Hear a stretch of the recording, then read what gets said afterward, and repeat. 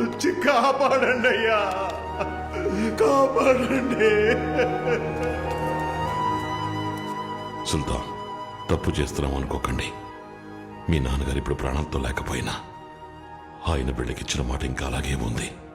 మీరు ఈ ఒక్కసారికి కత్తి పట్టే అవకాశం మాకివ్వండి. ఆ తర్వాత మీరేం చెప్పినా మేము వినడానికి సిద్ధంగా ఉన్నాం. ఈ ఒక్కసారి మమ్మల్ని ఆపకండి సుల్తాన్.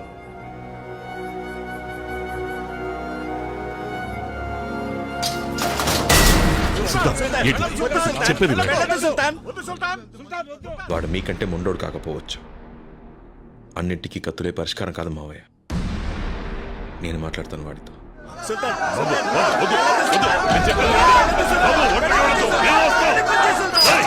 తాళం పగల కొట్టండి.